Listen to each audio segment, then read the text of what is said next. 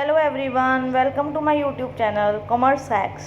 चलिए इस वीडियो को स्टार्ट करते हैं। सबसे पहले मेरे बारे में कुछ ब्रीफ इन्फॉर्मेशन जान लेते हैं। My self Muskan Jain. I qualified UGC net with JRF with 98 percentile. I also qualified UGC NET in commerce with 96 percentile. I did my masters in commerce in accountancy and finance, and I also did bachelors of commerce in honors. चलिए देखते हैं इस video में हम क्या study करेंगे।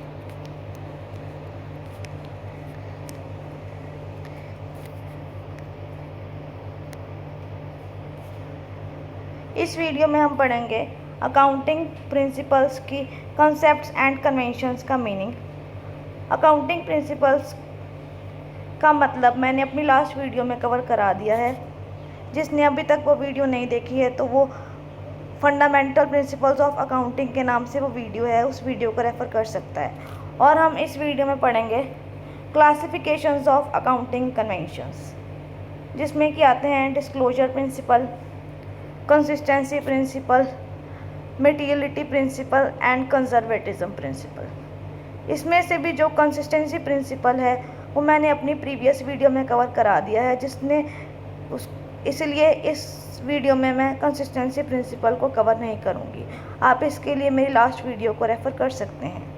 चलिए अब one by one in concepts को पढ़ते हैं। सबसे पहले हम पढ़ेंगे मीनिंग ऑफ अकाउंटिंग कंसेप्ट्स। आखिरकार अकाउंटिंग कंसेप्ट्स होते क्या हैं? Accounting concepts includes the assumptions and conditions on which the science of accounting is based. इसका मतलब क्या है कि अकाउंटिंग कंसेप्ट्स कुछ ऐसे अजम्पशंस हैं, कुछ ऐसे बिलीव्स हैं, कंडीशंस हैं जिसके ऊपर हमारी सारी अकाउंटिंग जो है वो बेस्ड होती है, और ये कभी चेंज नहीं होते, ये रिजिड होते हैं। अगर हम सिंपल वे में समझें तो जैसे साइंस में वाटर को H2O कहते हैं, हम उसे H2 3 या H2 4 नहीं कह सकते, उसके लिए कंसेप्ट है H2O। इस ऐसे ही जो हमारे अकाउंटिंग कंसेप्ट्स हैं वो कभी चेंज नहीं होते, वो सबके लिए ही सिमिलर रहते हैं। इसीलिए अकाउंटिंग कंसेप्ट्स को हम और भी क्या कहते हैं, अकाउंटिंग स्टैंडर्ड्स, क्योंकि ये एक स्टैंडर्ड फिक्स्ड हैं जो किसी भी पर्सन के लिए चेंज नहीं हो सकते। ठीक है, accounting concepts are the assumptions. ये अजम्पशंस हैं, बिलीव्स हैं जो कभी चेंज नहीं हो सकती। इसके ऊपर अकाउंटिंग के सारे मेथड्स फॉर्मुलेट किए जाते हैं, मतलब बनाए जाते हैं, लाइक डेप्रिसिएशन के method, straight line method, return down method, और इसमें कोई भी पर्सनल जजमेंट इन्वॉल्व नहीं होती। मतलब कि अगर मैं अकाउंटिंग कंसेप्ट्स को यूज़ कर रही हूँ तो मैं भी वही अकाउंटिंग कंसेप्ट्स को यूज़ करके, सेम अकाउंटिंग कंसेप्ट्स को यूज़ करके ट्रांजैक्शंस को रिकॉर्डिंग करूँगी, और अगर कोई दूसरा पर्सन रिकॉर्ड कर रहा है तो वो भी उसी सिमिलर कंसेप्ट्स को यूज़ करके ट्रांजैक्शंस को रिकॉर्ड करेगा। ये नहीं है कि वो उस कंसेप्ट्स में कुछ अपना लॉजिक लगा देगा। मतलब it is similar for everyone. और फोर्थ पॉइंट में है uniform across the entities. Uniform का मतलब होता है सिमिलर, ये सबके लिए सेम है, हर एंटिटी के लिए सेम वही कंसेप्ट्स हैं, किसी में कोई भी अपने मतलब के अकॉर्डिंग इन्हें चेंज नहीं कर सकता। आई होप आपको अकाउंटिंग कंसेप्ट्स का मतलब समझ आया होगा। अब नेक्स्ट हम पढ़ते हैं accounting conventions. Accounting conventions are the guidelines used to help the companies to determine how to record certain transactions that have not yet been fully addressed by accounting standards।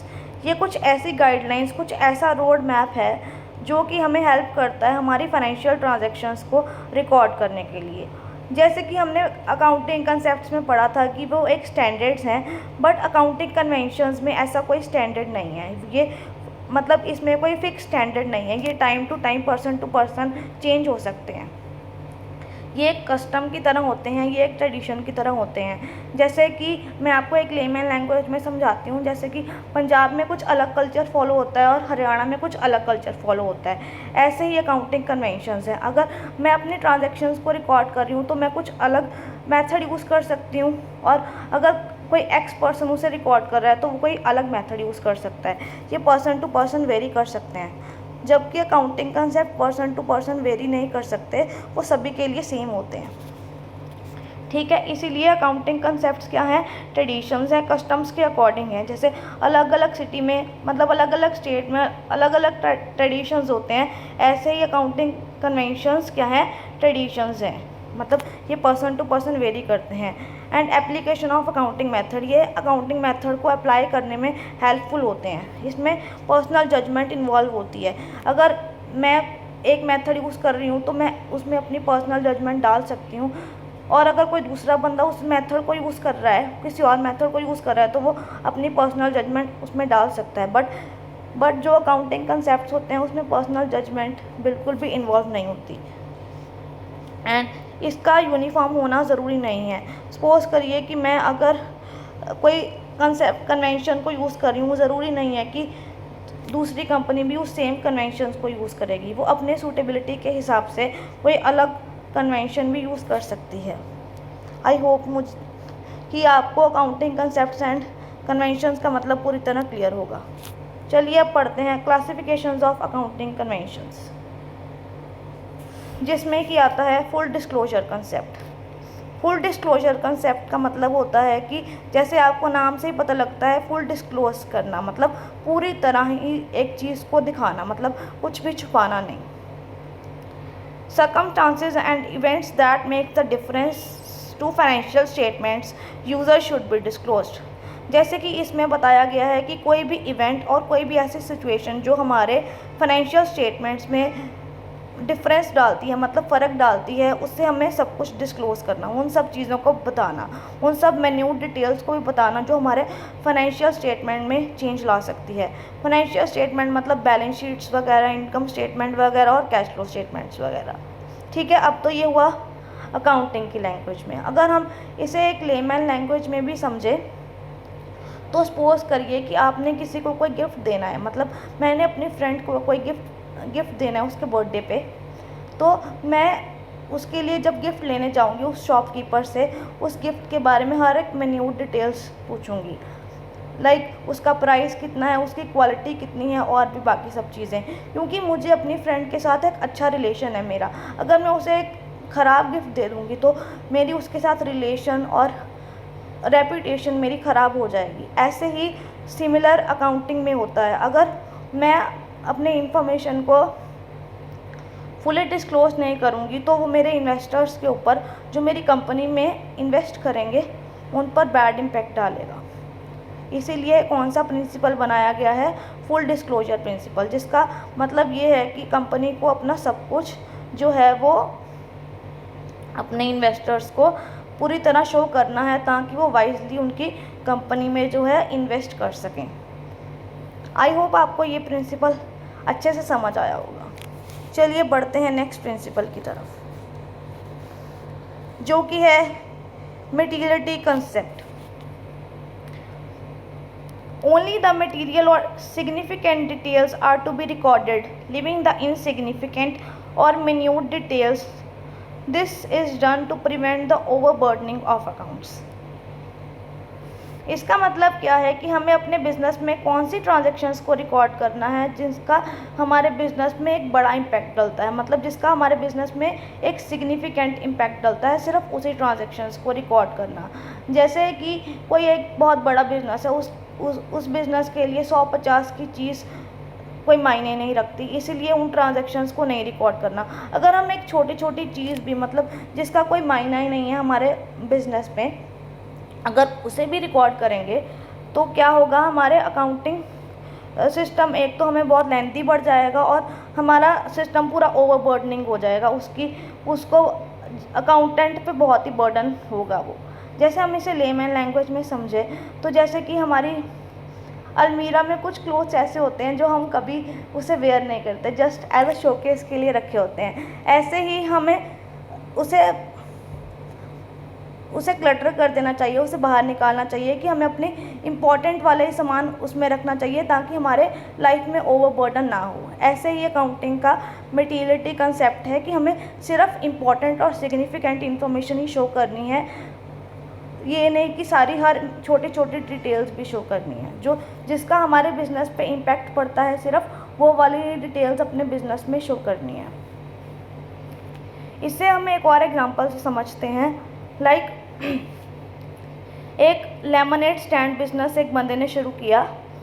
At the end of the day वो क्या spend करता है, 2 रुपये lemons पे spend करता है और 2 रुपये जो है वो शुगर पे स्पेंड करता है, $2 सॉरी।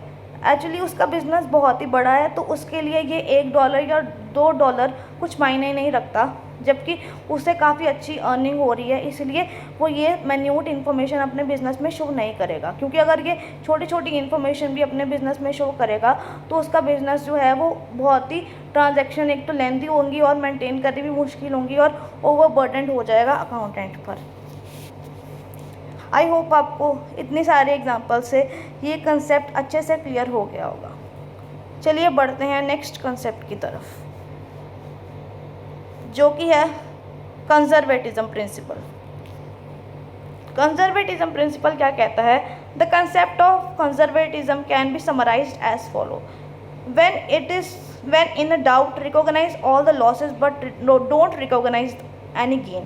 मतलब जब भी हमें कोई डाउट हो तो हमें उसको रिकॉग्नाइज कर लेना है, मतलब उसको अपने बिजनेस में रिकॉर्ड कर लेना है कि हमें वो लॉस हो सकता है, लाइक उसकी फ्यूचर में पॉसिबिलिटी है उस लॉस की होने की। बट अगर कोई गेन की एक्सपेक्टेंसी है तो हमें अपने बिजनेस में उस चीज़ को रिकॉर्ड नहीं करना। मतलब अगर हम सिंपल लैंग्वेज में लेके चलें, लेमन लैंग्वेज में, तो इसका मतलब ये है कि हमें हमेशा लॉस की पॉसिबिलिटी लेके चलनी चाहिए कि जिसके कारण क्या होगा, अगर हमें फ्यूचर में लॉस होता है तो हमें इतना शॉक फील नहीं होगा, मतलब हम उसको कवर कर पाएंगे, क्योंकि हमने पहले ही सोचा होगा कि शायद हमारे बिजनेस में लॉस हो सकता है। इसीलिए अगर अनएक्सपेक्टेड गेन होते हैं तो अगर वो गेन होगा अनएक्सपेक्टेड, सपोज करो आपकी लॉटरी निकल गई बट आपने उसे रिकॉर्ड नहीं किया हुआ कि वो गेन हो सकता है, तो आपको कितनी हैप्पीनेस होगी। बट आपने अगर उस लॉस के बारे में सोचा हुआ है कि आपको लॉस हो सकता है, तो आप उस लॉस के लिए अदर प्रोविजंस बनाएंगे ताकि आप उस लॉस को रिकवर कर सकें। ठीक है, इसलिए इसका मतलब होता है एक बैकअप प्लान एक लेके चलना अपने साथ, ताकि जब भी हमें लॉस हो तब हम उसे इजीली रिकवर कर सकें। ठीक है, चलिए इसकी डेफिनेशन पढ़ते हैं। When the accountant use the principles of conservatism they are being cautious, मतलब वो बहुत ही सतर्क रहते हैं। And assuming that the company has less money, वो हमेशा ये सोच के चलते हैं कि कंपनी के पास बहुत कम पैसा है। और fewer assets that might actually have, मतलब उनके पास बहुत ही कम पैसा है और बहुत ही कम मनी है। वो ज़्यादा एक्सपेक्टेशन नहीं लगा के चलते, बहुत ही कम, ताकि वो उसके हिसाब से अपने बिजनेस में इन्वेस्ट कर सकें और ज़्यादा से ज़्यादा रिटर्न पा सकें। इसका मतलब ये है, it is always good to be cautious prepared for unexpected. ये बहुत ही अच्छी बात है कि हम हमेशा सतर्क रह के चलें और अनएक्सपेक्टेड के लिए हमेशा प्रिपेयर रहें, ताकि फ्यूचर में अगर हमें कोई लॉस हो तो हम उसे इजीली रिकवर कर सकें, क्योंकि हमने हमेशा अपने बिजनेस में कंजर्वेटिज्म प्रिंसिपल जो है अप्लाई किया होगा। हमने पहले सोचा होगा कि हमें ये लॉस हो सकता है, तो हमें जब वो लॉस होगा तो हमें इतनी मुश्किल नहीं होगी उसे रिकवर करने के लिए। बट प्रॉफिट्स के बारे में सोचकर नहीं चलना, क्योंकि अगर अनएक्सपेक्टेड प्रॉफिट होंगे तो हमें उतनी ज़्यादा खुशी होगी कि हमें प्रॉफिट हो चुका है, क्योंकि हमने उसके बारे में सोचा ही नहीं होगा। इसलिए कंजर्वेटिज्म प्रिंसिपल। आई होप आपको ये सारे कंसेप्ट समझ आए होंगे, अच्छे से समझ आए होंगे। और कंसिस्टेंसी कंसेप्ट मैंने इस वीडियो में कवर नहीं किया है, क्योंकि मैंने इस प्रिंसिपल को अपनी पिछली वीडियो में कवर कर दिया है, जो कि है फंडामेंटल कंसेप्ट्स ऑफ अकाउंटिंग के नाम से। अगर आपने वो नहीं देखी है तो आप मेरे YouTube चैनल पे जाकर वो देख सकते हैं। अगर आपको ये वीडियो पसंद आई हो तो इस वीडियो पे कमेंट, लाइक एंड सब्सक्राइब करना ना भूलें। Thank you for watching. Have a nice day.